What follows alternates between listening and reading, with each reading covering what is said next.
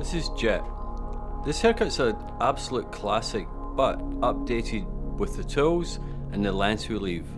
We undercut, we move weight. You see a lot of different things going on in this haircut, and it's something you can not only just do on a guy, but because of the versatility, it can suit a man or a woman. When Jate came into the studio, he just looked amazing. He was this kid that, looked right through you. He's doing it right there, and had this amazing hair. His hair was kind of very typical, straight, hard to control. He wasn't using many products, so the consultation was really about, well, if I give you stuff, will you use it? Because I want to give you a haircut that actually doesn't fall on your face all the time. And I had this idea of like cross between a yakuza gangster and a sort of manga character, and that's where we're going to go with this, so hope you enjoy it. Okay, so just getting them suited up. Love every time I see that cape, it's fantastic. So use the one to wear it down. I do want to get it quite wet because his hair is super dry and it just absorbs the product so much. So we'd given him the Moon shampoo and conditioner just to help with the shine and stuff and a little bit of moisture.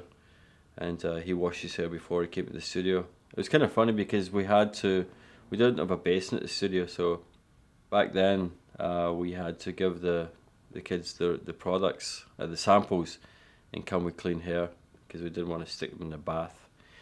Going through, really making sure I've got enough in there that I can get to work and not redampening the hair, which I don't mind, but not every 2 seconds, not every section.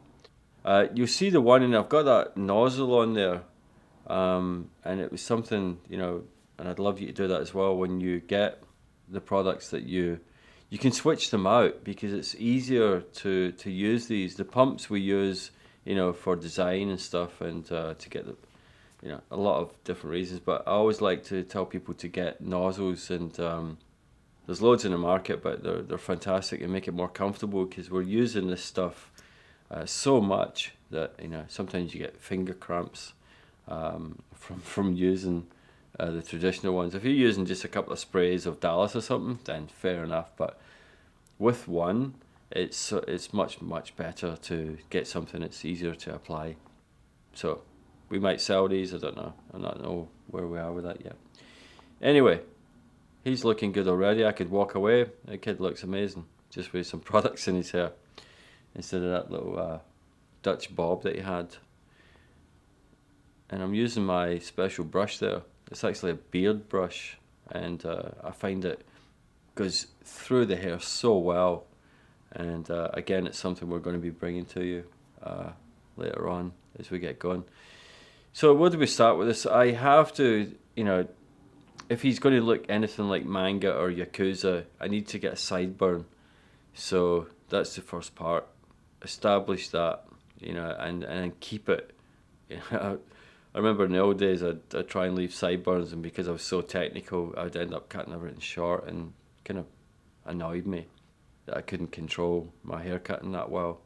But that was the good old days, and now we're in a point where I can use a razor and disconnect things without them having lines or any demarcation. So there's my section, quite heavy, it's quite deep, running. And if you've seen a lot of my films, my sections pretty much follow the shape of the hairline and what works with the head. So it's not like I make up new sections just to be cool.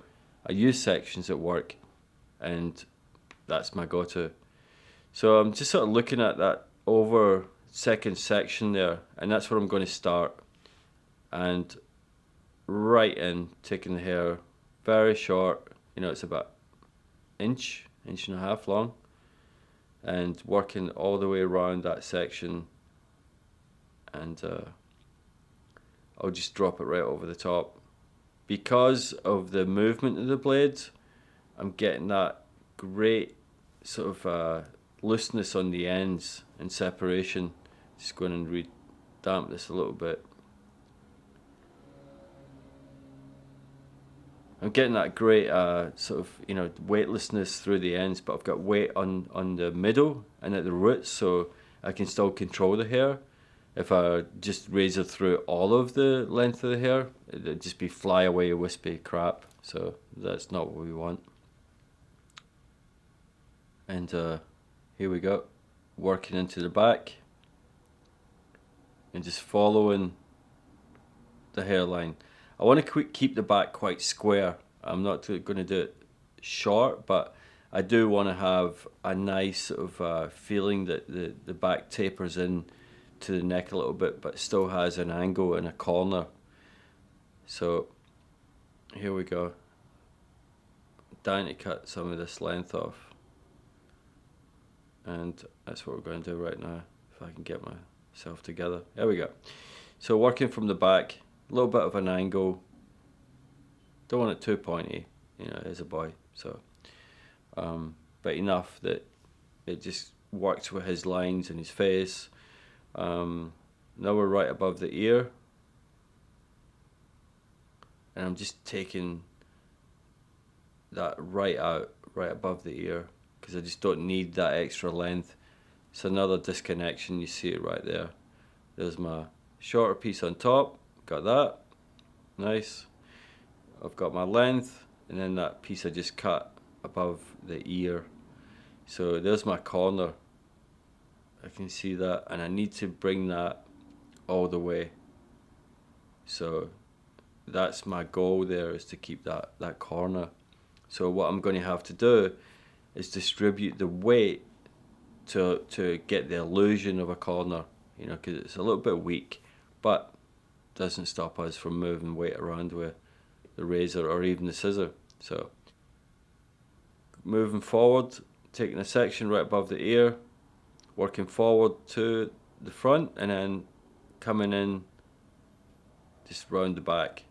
Now I'm cutting into the hair to create my lens because I want all of that overhang. Nothing is connecting together yet, nothing at all. The only thing it's connecting is this haircut is starting to work for his face, and that's the most important connection you ever make. So again, I'm dropping hair over the top of my last section, but the shorter pieces that do sort of blend in when you push it back. There's no demarcation, it's fluid, it's not bulky. That's what razor cutting is at its best. And you know, being the guy who reinvented the razor, I think I'll blow my trumpet a little bit here, because everybody says they're the king of the razor. 1987 in New York, I took the razor and reinvented it, and took it to another level, because you know, it was used mainly to thin hair before, and bringing it into more of a technical tool. That's what reinvented it. So here I took a section right on the curve of the head that I'm going to cut short, totally ignoring everything underneath of it, because I want to establish that area, because I'm going to push it back at some point. I can't have that too long, so I'll just break that right on there. You see it right there, very deep. Got a really sharp, got a new blade in there, so it's moving through the hair quite effortlessly. And again, when you see people cutting hair with a razor, it looks like, you know, they're struggling. I want to take the razor away from them, you know, because it's kind of dangerous. You know,